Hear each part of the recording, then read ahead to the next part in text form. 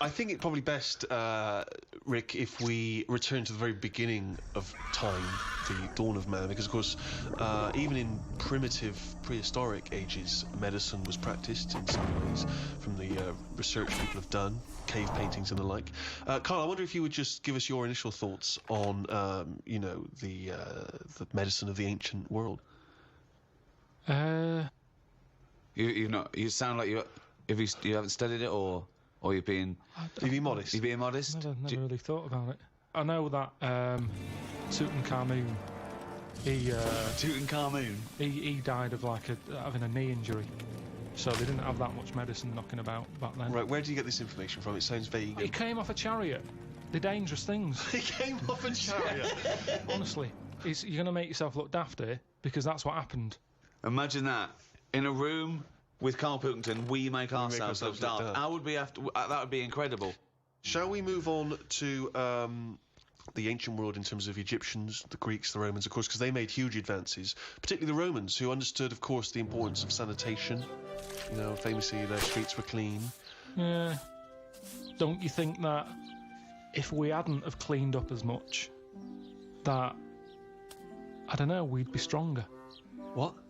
Well, I know what you mean. Yeah, they say keep let your kids eat dirt. Yeah, of course. Well, that's exactly what immunisation is, giving you a bit. Yeah, but it's gone mental now. Whenever a baby's born, he's drugged out of his eyeballs. It's only about a week old. They're giving it all sorts of shots. Like what? Loads of stuff for whooping cough.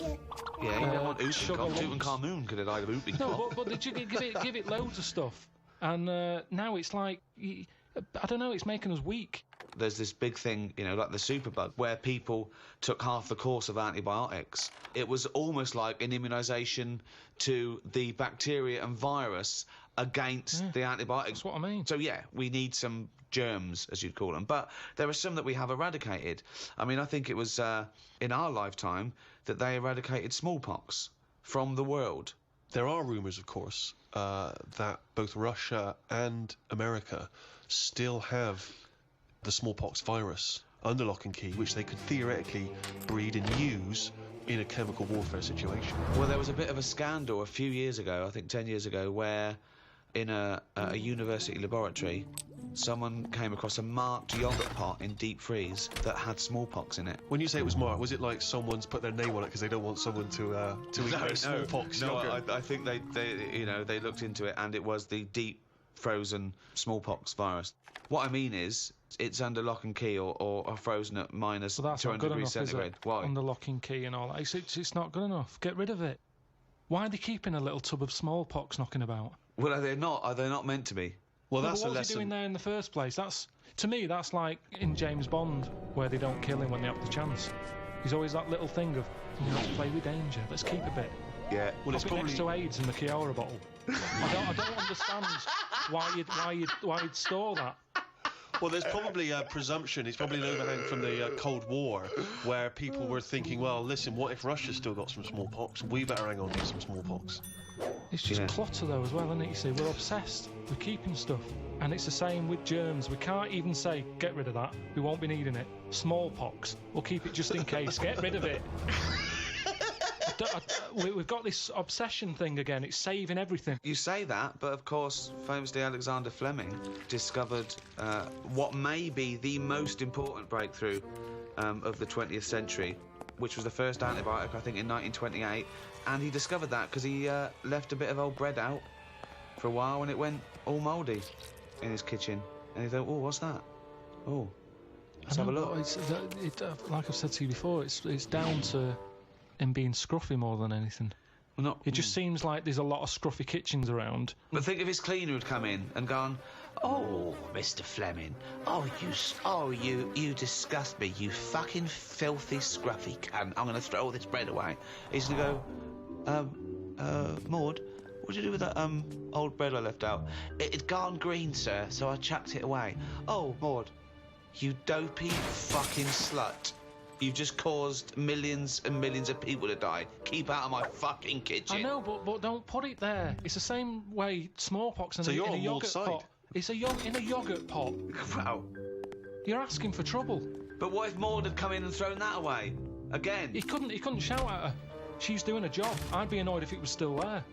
Yeah. They just don't put, like, yoghurt pots with smallpox in the fridge. Yeah, I mean, that's but a starter. Yeah, but you were saying earlier, let's let babies eat mud, don't inject them. Yeah. But Let them crawl around a dirty floor, clean up the floor and know when to die. I did say that, but we've gone too far now. Babies are coming out mad.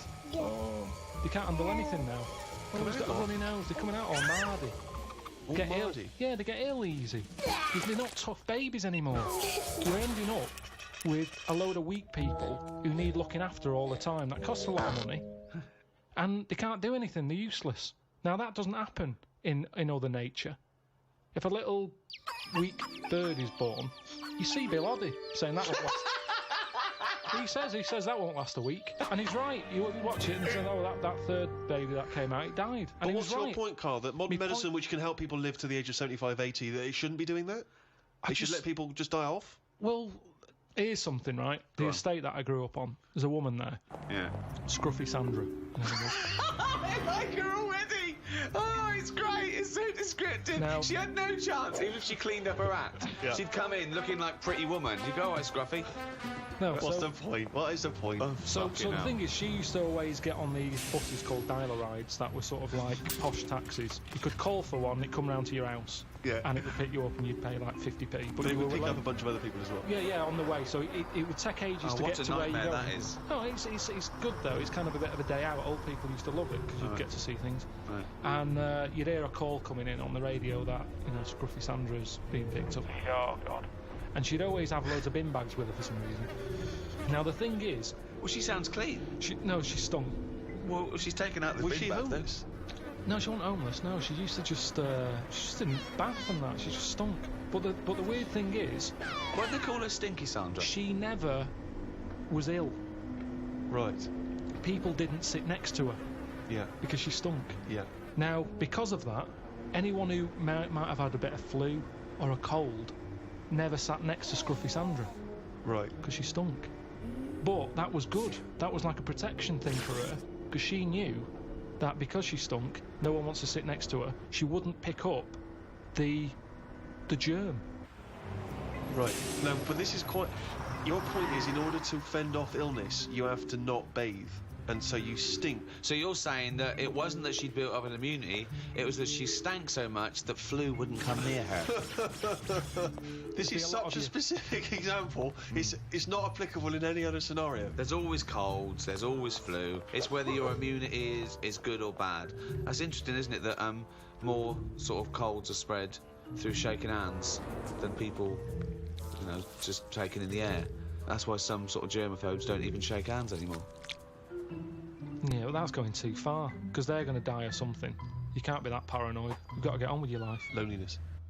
And it's good to feel ill because when you feel better, you appreciate how good Doesn't you feel. make any sense at all. No, It's good to feel ill. Doesn't make any sense at all. No, it does afterwards. The other weekend when I was ill, I don't know what was up with me, but I got something. Symptoms? Went to the toilet a lot, felt sick at the same time, got a sweat on, felt weak, had the shakes. Just a bug, yeah. Lasted probably about 24 hours. After that 24 hours, you go, oh, I feel good again. It's nice to feel good again. And it makes you appreciate how good you feel. Now, sometimes I don't know if I feel well. It doesn't make any sense at all either. What do you mean? Sometimes you don't know whether you feel well. Because I've been in my body for years. Here he goes again. Go on, yeah. Here he goes again. Now, the two minds. If there was some sort of kit that the doctor said, how are you feeling, Mr. Pilkington? And I go, oh, I think I feel all right. And they go, well, do you? I don't know. And they go, well, step into the machine, right? Get into the machine, and if he could somehow transfer my feeling into his body so I could feel how he feels, and then he can feel how I feel, and he'll go, oh, you're not well at all. Your heartbeat's irregular for a start.